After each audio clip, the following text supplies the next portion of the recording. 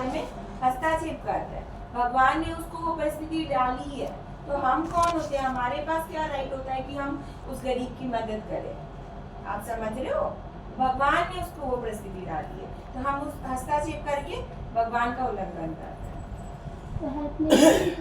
Help करनी चाहिए, पर वो भाव अलग होना चाहिए। पर बाहर के लोग क्या भाव दिखाते हैं कि हमारे बिना तो बस ये भूखा ही रहेगा, कंट्रोलर की भावना। हाँ, कंट्रोलर की भावना रहती है ना। आप समझ रहे हो, ऐसा नहीं देना चाहिए। भगवान का भक्त तो बड़ा दयालु होता है, वो यही सोचता है कि चलो इसको प्रसाद, उसका भावना ये नहीं रहता कि मेरे 2 रोटी देने से ये तृप्त हो जाएगा, नहीं। वो क्या सोचता है कि चलो इसको प्रसाद मिलेगा तो इसको नेक्स्ट लाइफ मनुष्य का मिलेगा, ये भक्ति कर पाएगा, अच्छी लाइफ मिलेगी, वैष्णव के घर में जन्म होगा। भक्त ये सोचता है, ये नहीं सोचता है कि उसकी भूख मिटेगी। आप समझ रहे हो, भूख मिटाने के लिए भगवान है, भगवान जिसको भेजा है ना, तो दे के भी भेजा है, उसकी व्यवस्था करके भेजी है।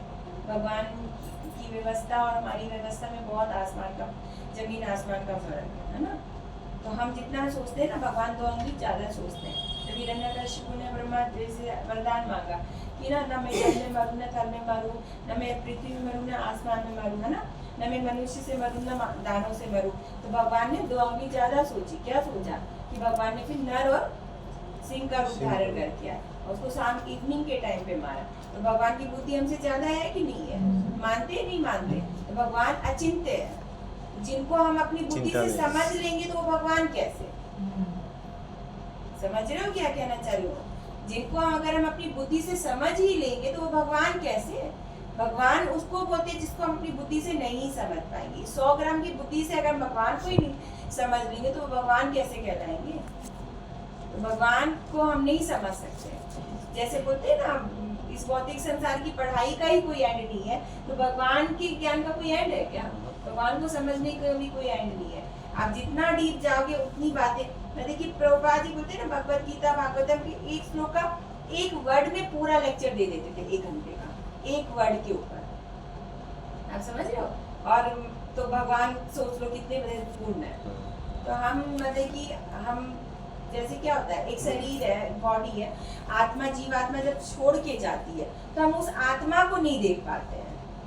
आप समझ रहे हो, अपनी आत्मा को नहीं देख पाते हैं। हम एक दूसरे के मन को नहीं देख पा रहे हैं, एक दूसरे के ईगो को नहीं देख पा रहे हैं। मन बुद्धि अहंकार, जो आपने क्वेश्चन किया था, बुद्धि को नहीं देख पा रहे। तो आत्मा तो उससे भी सूक्ष्म है, चेतन है। तो जड़ चीजों से हम अपनी आत्मा को नहीं देख पा रहे, तो भगवान को कैसे देख लेंगे। भगवान तो पूर्ण है। आपने बताया ना, इम्परफेक्ट है हमारे लिए, वो पूर्ण है। इम्परफेक्शन कैसे आप समझ रहे हैं। जैसे कुछ जीव है जो देख पाता है और हम लोग नहीं देख पाते, ऐसा भी कुछ जीव है जो देख पाता है, जो हम लोग नहीं देख पाते। जैसे कि मक्खी हो गया, वो पूरा स्लो मोशन में देखता है। वो हम पूरे दुनिया को स्लो मोशन में देखते हैं, इतना फास्ट देखते हैं। मतलब हमारा एक रेटिना है तो उनका 2000 जैसा रेटिना है। अब जैसे मछलियां हैं, कुछ जलाशय वाले पशु है, वो वहाँ पे रह के खुश है। पर हमें अगर कोई जल में रहने बोलते, हम 1 सेकंड भी नहीं रह पाएंगे, है ना। तो वो वाली बात है। तो भगवान ने हर एक को अलग अलग वो बनाया। अब आप देखोगे कि बुक्स में बहुत बार छोटे छोटे बारीक परमाणु टाइप के कीटाणु लग जाते हैं, है ना। तो उसके भी हाथ पैर है, सब कुछ है, पर हम नहीं देख पा रहे। वो चल रहा है, आप समझ रहे हैं। बहुत सारे ऐसे कीटाणु है जिसको हम नहीं देख पा रहे, तो है ना। आप समझ रहे हैं। तो साइंटिस्ट दावा करते हैं हमने एरोप्लेन बना दिया, हमने ही बना दिया, पर भगवान इतने छोटे से इंसेक्ट को उड़ा देते। एक लेक्चर में बोला था कि अग्नि में भी मतलब कुछ जीवाणु है। तो लेक्चर में क्या पता ही है, वो तो कॉमन सेंस की बात है, पता ही है। तो कहने का मतलब है साइंटिस्ट इतना दावा करते हैं हमने बड़े बड़े एरोप्लेन बना दी, भगवान ने तो शुरू से बना रखे हैं। जब गंधारी को जब क्या कितने 100 पुत्र हुए थे ना, तो क्या था, तो जो अभी जो चल रहा है कि अलग अलग चीजें, माता जी पता है ना, वो क्या बोलते हो आप लोग, IVF क्या, हाँ, तो अलग अलग चीजें चल रही है। तो भगवान ने ये पहले ही कर दिया, गंधारी के जो पिंड से अलग अलग मटके में वो रखा गया था, और हर एक मटके से एक पुत्र उत्पन्न होता है ना। तो आजकल साइंस वही कर रहा है। हाँ, तो साइंस वही कर रहा है। तो कहने का मतलब साइंस सोचता है मैंने कुछ अलग कर दिया, भगवान ने वो पहले ही कर दिया। साइंस सिर्फ उसको मतलब मॉडिफाइड करता है या जैसे लास्ट चैप्टर में आपने पढ़ा था, कार तो ऑलरेडी है, तुम नए मॉडल की कार निकाल रहे हो तो उसमें भी तुम बैठ के जाओगे। वही कॉन्सेप्ट चुरा के बस हाँ। उसको अलग तरीके से ठीक दिखा है, तो ये समझ पहले में आया। जैसे छोटे बच्चे 7 माह से होते थे उनको मटके में रखते थे कॉटन के अंदर, हम नर्सरी में रखते। सही बोल रहे हैं। वही चीज है। ना होता है ना बच्चे को। तो ये बहुत सारी चीजें हैं जो मतलब कि भगवान ने अभी पहले कर दिया है। एरो- अगर आप लोग जिसको शास्त्रों का ज्ञान होगा तो वो एरो कर पाएंगे। एरोप्लेन का क्या, अगर वो कॉन्सेप्ट ही नहीं आता दिमाग में तो हाँ। बनाता कैसे? नहीं, वो एरोप्लेन शास्त्र- कॉन्सेप्ट के दिमाग में इसलिए है ना, जब उड़ते पक्षी को देखा, हाँ। विंग्स देखे, नहीं। वही विंग्स वाला एरोप्लेन ही तो बना। नहीं, शास्त्र में तो पहले पहले ही है, लिखा हुआ है। पहले ही बता दिया कि शेप मन की गति से चलने वाले पक्षी की शेप है एरोप्लेन की। लेकिन विमान थे ना, जो पहले मन की गति से चलने वाले हाँ। वायु की गति से चलने वाले हाँ। बहुत तरह की ज्ञान था। और ये तो क्या बना रहे, एक ही तरह का विमान बना हुआ बाण है। वगैरह अब आजकल मिसाइल आ गया, सेम ही तो चीज है। हाँ। वही बहुत ब्रह्मास्त्र सारी वगैरह। चीजें मॉडिफाई हो जाता है, छोटा बड़ा हो जाता है, मॉडिफाई कर देते तो हैं। ये Modify। सबसे बड़ा प्रूफ है भगवान है भाई। पूरा अगर कोई बोलते हैं भगवान scientific है नहीं पूरा। क्यों नहीं मानते हैं? आगे हाँ, प्रभुपाद जी बहुत सटीक बोलते हैं। अगर छोटी छोटी बुक्स पढ़ो ना, उसमें बहुत मैसेज है। हम एक बार पढ़ते तो थोड़ा सा हमें समझ में आता, पर जब दूसरी बार फिर उस चैप्टर को पढ़ते ना और ज्यादा समझ पाते। नेक्स्ट हाँ प्रभुपाद चिला शिष्य। हाँ, दौड़ धूप का उद्देश्य एक सा है, खाना, सोना, संभोग करना और आत्मरक्षा होना। हाँ, यदि प्रयोजन कुत्ते का सा ही है तो कार के चलने से क्या लाभ? हाँ, आप कार का इस्तेमाल कृष्ण भावनामृत का संदेश लेकर लोगों तक पहुंचने के लिए कर सकते हैं। आप हर वस्तु का उपयोग कृष्ण के लिए कर सकते हैं, यही शिक्षा हम देते हैं। यदि कोई सुंदर सी कार है तो मैं उसकी भत्सरना क्यों करूं? उसका उपयोग कृष्ण के लिए करें तो ये सर्वथा सही है। हम ये नहीं कहते कि इसका परित्याग कर दो, नहीं। जब आपने किसी वस्तु को अपनी ईश्वरीय प्रदत्त बुद्धि से बनाया है तो ये सब ठीक है, बशर्ते कि आप इसका इस्तेमाल भी ईश्वर के लिए करें। किंतु जब आप इसका उपयोग कृष्ण के अलावा अन्य कार्यों के लिए करते हैं तो ये बकवास है। तो प्रभुपाद जी डायरेक्ट बोल रहे हैं, अगर कार ही हमारे कुत्ते जैसा है तो फिर क्या फायदा? कार ही अगर हमारे कुत्ते हो तो जितनी भी टेक्नोलॉजी है फिर हम उसको क्या करेंगे? अपनी इंद्रियों में यूज करेंगे, है ना? तो जो टेक्नोलॉजी है उसको हमें क्या करना है? भगवान की सेवा में लगाना। लैपटॉप है, उसमें पीपीटी बनाइए, भगवान के लिए लेक्चर तैयार कीजिए, स्लाइड्स तैयार कीजिए। जो भी टैलेंट भगवान ने दिया, जैसे प्रभु जी ने अभी स्टार्ट किया हिंदी में टाइपिंग करना, किसी का बर्थडे है तो वो कुछ आपने स्टार्ट किया, आप कर रहे हो उसी का। बर्थडे है तो बर्थडे का वो दिया, मैंने उनको बना के दिया था, यही कर। बर्थडे का वो क्या बनाया था, क्या बोलते हैं उसको? ग्राफिक। हाँ, तो वो चीजें हैं तो उसको भगवान की सेवा में यूज करना है हमने।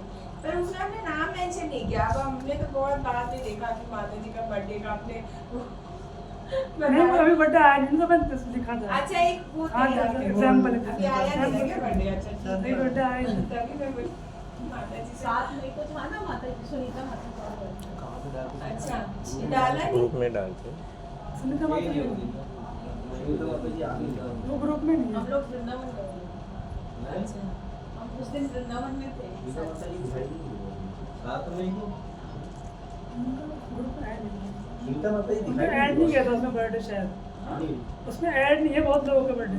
अच्छा, तो आप देख लेना साथ में। पर्सनली एक एक करके सबसे पूछ के लिखो। मैं टेक्स्ट कर दूंगी हाँ, आपको। ग्रुप में दोबारा बोल देना आप लोग। सब अपना अपना बर्थडे डाल देंगे, इस डेट को है मेरा। पूछना क्या है, सब एक रिक्वेस्ट डाल दो, अपना अपना बर्थडे बताएंगे। अच्छा 7 मई को तो हम लोग तो बिजी थे ना उस हाँ, टाइम। हम लोग उधर वृंदावन में थे, हम गए हाँ, थे। हम सारे बिजी थे उस टाइम। आप आए थे वहाँ पे समाधि के? हम दर्शन करने समाधि की तरफ नहीं गए थे, इस्कॉन में गए थे, वहाँ वो चल रहा हम था। आ जाते समाधि में। मतलब वो बहुत रश भी हो गया और हम मतलब हमारे साथ कोई और भी साथ में थे, हम अच्छा। लोग से निकलने वाले थे, हम गए थे उधर। हाँ आगे बढ़िए। किसी कार को ले जो अच्छे ढंग से सजाई गई है, यदि मैं कहूँ ये बकवास है तो क्या ये बुद्धिमानी है? नहीं, आपने इस कार को जिस कार्य के लिए बनाया है वह बकवास है। अतः आप चाहते हैं कि लोग केवल अपनी चेतना बदले। हम उनके द्वारा उत्पन्न की गई वस्तुओं की भत्सना नहीं करते। उदाहरणार्थ चाकू से आप शाक या फल काट सकते हैं, किंतु यदि उसका इस्तेमाल आप अपना गला काटने के लिए करें तो ये बुरी बात है। अतः लोग प्रौद्योगिकी के चाकू का इस्तेमाल अब अपना ही गला काटने, आत्म साक्षात्कार अर्थात कृष्ण भावनामृत को बुलाने के लिए करते हैं। तो क्या कह रहे ये हैं है प्रभुपाद जी? बुरा। यहाँ पे क्या कह रहे हैं, जब प्रभुपाद जी के आगे एक बहुत सुंदर सजीवी कार रखी हुई थी, प्रभुपाद जी बोलते हैं अगर इसी कार की हम बात करें तो मैं किसी कार की भत्सना नहीं करना चाहता, पर इस कार का उपयोग हमें किस में करना है? भगवान की सेवा में करना है, वैष्णव की सेवा में। जैसे सपोज आपके पास कार है, प्रभु जी के पास कार थी, हम गए थे बुक डिस्ट्रीब्यूशन के लिए, प्रभु जी की कार में बैठ के गए थे, प्रभु जी ने अपनी कार का उपयोग किसमें किया? वैष्णव की सेवा में किया। तो वही हमने करना, हर कार को भगवान की सेवा में मोल्ड करना है। अगर हमारे पास धन है तो हमें धन भगवान की सेवा में लगाना है ना। तो चाकू का एग्जाम्पल दे रहे हैं प्रभुपाद जी, जैसे चाकू है, उसी चाकू से डॉक्टर ऑपरेशन भी करता है, उसी चाकू से हम गलत काम भी कर सकते हैं, है ना। तो वो हमें देखना है कि हम क्या कर रहे हैं। तो एक चीज के दो पहलू है। अब उसी गाड़ी से आप अपनी ईंधन कितनी कर लो, चाहे उसको भगवान की सेवा में लगा। तो प्रभुपाद जी कह रहे हैं मैं उसकी भत्सना नहीं कर रहा हूँ, नए नए टेक्नोलॉजी आ रहे, अच्छी बात है, और उसको किसमें लगा? भगवान की सेवा में भी लगाओ, ये कह रहे हैं। मृदेहम आद्यम सुलभम सुदुर्लभम पल्लवम सुकल्पम। हमारा मानव शरीर एक सुंदर नाव के समान है।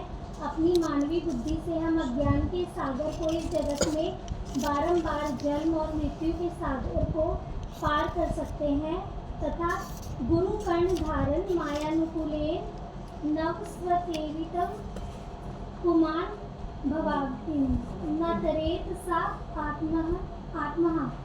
हमारे पास अनुकूल वायु है, वैदिक वाङ्मय में कृष्ण के उपदेश है और तथा इसी के साथ अच्छा कप्तान अर्थात प्रामाणिक गुरु है जो हमारा मार्गदर्शन कर सकते हैं, अतः हमें प्रबुद्ध कर सकते हैं। यदि इन समस्त सुविधाओं के होते हुए भी हम अज्ञान सागर को पार न कर पाए तब तो हम अपना गला काट रहे हैं। नाव है, कप्तान है, अनुकूल वायु है, किंतु हम उनका उपयोग नहीं कर रहे। इसका अर्थ है कि हम अपने हाथों अपनी हत्या कर रहे हैं। नाव में छेद करने के बराबर नाव भी है, कैप्टन है। कैप्टन कौन है? गुरु है, जो हमारे नाव को खींच के ले जा रहे हैं, पर हम क्या कर रहे हैं? अपनी नाव में छेद कर रहे हैं, है ना। नाव में छेद कैसे कर रहे हैं? कैसे कर रहे हैं? अज्ञानता के कारण। तो क्या अज्ञानता है? क्या नहीं कर रहे हैं? जो गुरु के आज्ञा नहीं मानते। हाँ, हमें भगवान ने इतना अच्छा मनुष्य जीवन दिया, 84 लाख होने के बाद ये मनुष्य जीवन मिला, इसका यूज हम नहीं कर रहे हैं भगवान की सेवा में। हम इसको व्यर्थ गवा रहे हैं। बहुत कम समय है, जब ये जीवन खत्म हो जाएगा फिर वही 84 लाख होने में घूमोगे, फिर उसके बाद ये मनुष्य जीवन मिलेगा। तो एटलीस्ट आप लोग बहुत भाग्यशाली हो कि भक्ति की लाइन में आ गए। तो कम से कम भगवान प्रभुपाद जी ये कंफर्म बताते हैं कि जो भक्ति कर रहा है, अगर उसकी भक्ति पूरी नहीं होती है तो नेक्स्ट टाइम उसको मनुष्य योनि मिलती है और भक्तों के घर में जन्म मिलता है, ताकि भक्ति और सुचारू रूप से कर सके। तो ये भी हमारे कुछ प्रारब्ध होते हैं कि घर वाले हमें सपोर्ट नहीं करते हैं भक्ति में। माता जी भक्ति पूरी कैसे होती है? जो कूड़ा चलेगा वो मतलब कहाँ है? कोई अंतर है? किसी के कोई एंडिंग पॉइंट है? एंडिंग पॉइंट ये है जब आपको भगवान के दर्शन हो जाते, जैसे चैतन्य महाप्रभु जब भगवान का दर्शन करते थे तो क्या होते थे? मूर्छित हो जाते थे। तो वो वाला भाव, भक्ति के 9 लेवल है ना, श्रद्धा से लेके, है ना, प्रेम तक। तो प्रेम का लेवल, गोपियों का प्रेम, वो वाला लेवल आ जाएगा, तब आपको भगवान ले जाएंगे। देखिए माता जी, हर जीव के अंदर क्या है ना, काम, क्रोध, लोभ, मोह, ईर्ष्या। हर व्यक्ति ईर्ष्या करता है। अगर हम इस संसार में, इस पृथ्वी लोक में ईर्ष्या कर रहे हैं और भगवान के धाम में भी जाके वही झगड़ा करेंगे, तो क्या भगवान हमें घुसाएंगे अपने घर में? तो कभी अगर नहीं इनमें से घुसाएंगे। कुछ भी एक भी रहता है तो नहीं जा भक्ति पूरी नहीं। इसीलिए यही चीजों को तो खत्म करना है। ईर्ष्या खत्म करनी है, काम खत्म करना है। ईर्ष्या क्यों होता है? द्वेष क्यों होता है किसी के प्रति? गुस्सा क्यों आता है? हमारी इच्छाएं पूरी नहीं होती है तो गुस्सा आता है और फिर उस व्यक्ति के प्रति ईर्ष्या होती है। ये गंदगी हमारी जब तक हृदय परिवर्तन नहीं होगा, हृदय की मलिनता साफ नहीं होगी, तब तक भगवान के धाम नहीं जा सकते। भगवान ये जो चैतोदर्पण मार्जनम, यही तो पढ़ते हैं शिष्टाष्टकम का पहला श्लोक, चैतोदर्पण मार्जनम, चित्त का मार्जन। तो ये कैसे होगा? केवल और केवल हरि नाम लेने से। जितना हरि नाम लेंगे तभी अंत समय में हरि का नाम ले पाएंगे। आप देखो कई बार गाड़ी आ जाती है, एक्सीडेंट का मूड बन जाता है, ऐसा ओ आ ऐसे मुंह से आवाज निकलती है, भगवान का नाम नहीं निकलता है। कहने को तो हम बोलते हैं कि 16 माला कर रहे हैं, पर क्या निकल रहा है भगवान का नाम इस परिस्थिति में? जब आपको रियलाइज हो रहा है कि हर परिस्थिति में हरी हरी कह रहे हैं, मतलब कुछ भी प्रॉब्लम आ रही है, पैर में कांटा चुभ गया जा रहे हैं, तो हरी निकल गया मुझसे, तब आप समझेंगे कि हाँ आप भगवान के समीप है। पर आप उस टाइम पे ओ आ मम्मी पापा तो फिर फेल हुआ, आप समझ लो। तो ये टेस्टिंग है और आपको खुद ही पता चल जाएगा कि आप भक्ति में कैसे आगे बढ़ भी पा रहे हो, पढ़ भी रहे हो, नहीं पढ़ रहे हो। ज़्यादातर मम्मी निकलता है। हाँ। तो ये सबसे बड़ा टेस्टिंग पॉइंट है, ठीक है। मम्मी के लोग जाओ।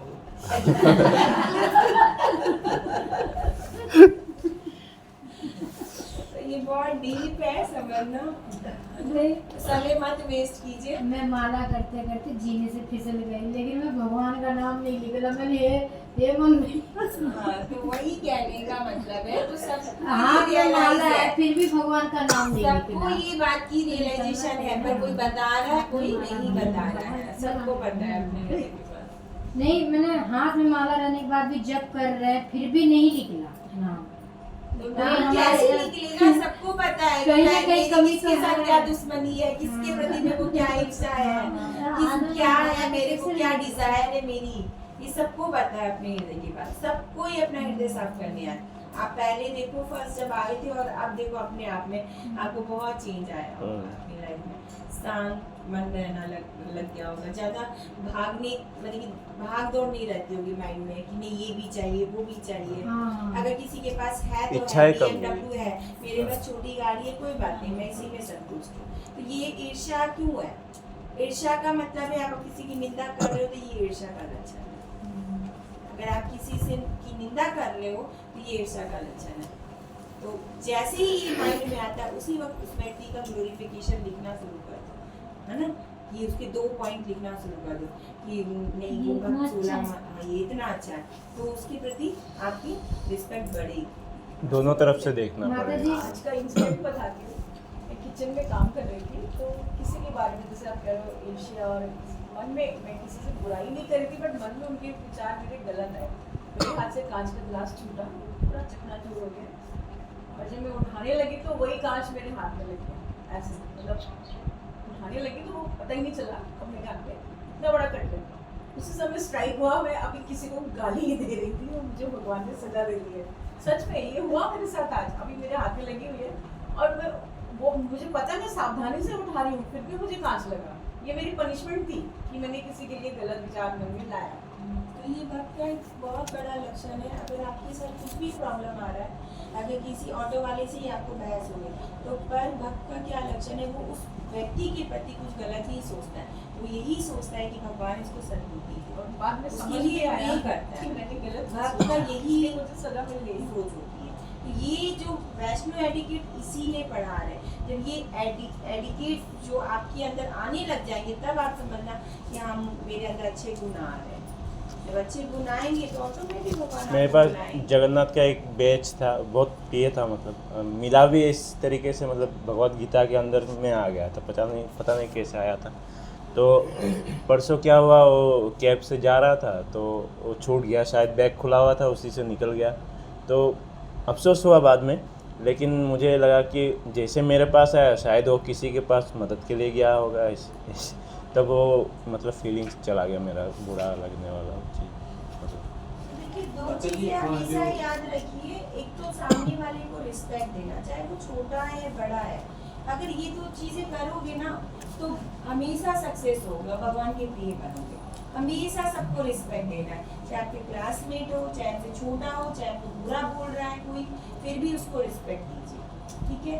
दूसरा, सर्व करने का मूड रखिए, है ना। कोई भी सेवा, प्रसाद, चाहे घर में भी कोई भी सेवा, खुद अपने आप को दासानुदास समझना है, सर्व करने का मूड रखिए। ये दो चीजें जब अपने लाइफ में अपना लेंगे ना, तो किसी बोलते ना भक्त का इस संसार में कोई भी द्वेषी नहीं होता, कोई भी दुश्मन होता ही नहीं है। जैसे हमारे गुरु महाराज थे, उनके कोई भी एनिमीज नहीं होते। क्योंकि उसका स्वभाव ही होता है। अगर आप सबको रिस्पेक्ट करोगे तो जो किसी के प्रति मन मुटाव भी है तो वो ऑटोमेटिक फ्रेंड बन जाएगा।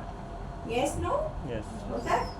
अगर किसी को आप सर्व करोगे, आप बेशक भूखे हो, आपको भूख लग रही है, पर आप लोग नहीं मैं करता हूँ सेवा, आपने सबको खिलाया फिर लास्ट में पाया, तो भगवान आपकी सेवा देख रहे हैं। बेशक आपने किसी को नहीं बताया पर भगवान तो देख रहे हैं ना।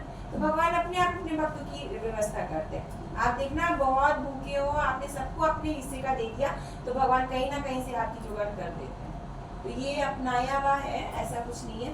तो ये चीज़ें जब अपने जीवन में उतारोगे ना, पर हम पर अपने आप को फर्स्ट सर्व करना चाहते हैं। हाँ होती सोचते हैं हमें भूख कि लगा बस पहले खा लें। सबसे पहले लाइन में फर्स्ट में हम चले जाए, पर माता जी जो गुरु महाराज की जो बुक्स लिया गया है वो कब पढ़ा जाएगा? गुरु महाराज कभी भी पढ़ सकते हैं। ठीक है, इस चैप्टर को एंड करते हैं। बोलने को बहुत कुछ है, ये आपके लिए अपनी बुक है। अच्छा